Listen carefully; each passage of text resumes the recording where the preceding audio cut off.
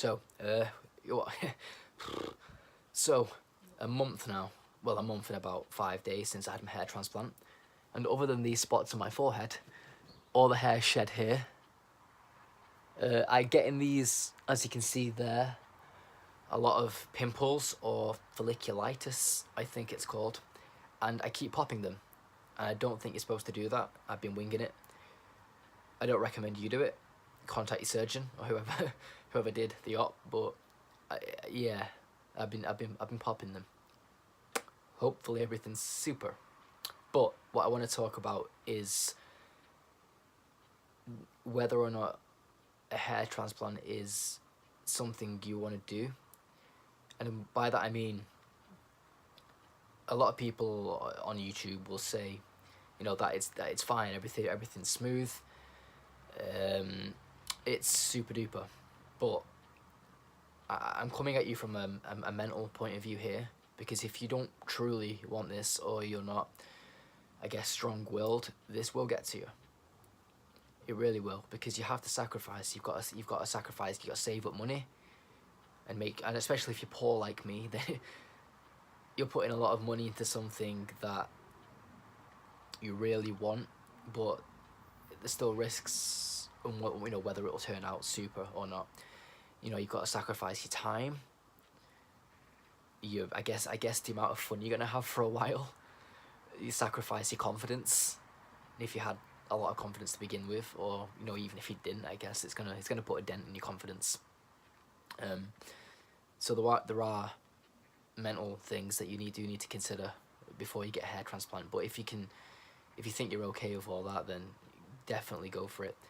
But like I said, just don't go in with expectations that are too high, because if you look around YouTube, you can see some hair transplants that are really good, and then some that are not. And a lot of times I see people who get second hair transplants to make it look really good, because I get in certain light you will see through the hair. But when you have a hair transplant, because the hair is never going to be like this hair or this hair, it's not going to be as thick, so you are going to see through it. And that's daunting, I guess, for some people. But you just need to make sure that your expectations are at a suitable standard, and realize that you may eventually need a second one, possibly a third one, in order to get the desired thickness and density that you actually want. But moving on from that really depressing side note, I'll talk about dating now. So I've had my hair transplant for about a month and a bit, and since then I've gone on 3 dates. All 3 were successful. 2 of them I'll be pursuing further. And each of those dates I've had to wear a hat.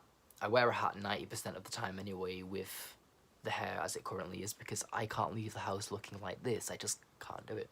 So I've been wearing a hat, and I will say this: if you're on a dating site like I am, 2 dating sites, then the pictures I have up are of me before my hair transplant, where I actually have hair here.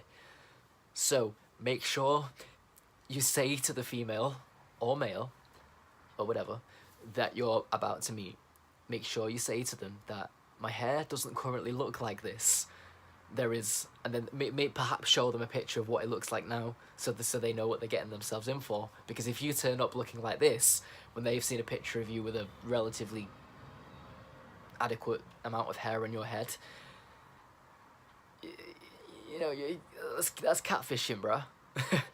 So let's try not to catfish people and ruin your date and their date, and just, you know, be verbal, be honest, and just explain to them that you are going to look a bit silly for a while.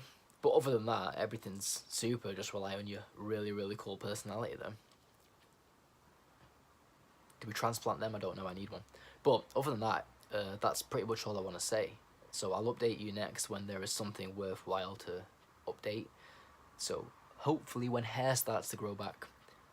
So for now, bye.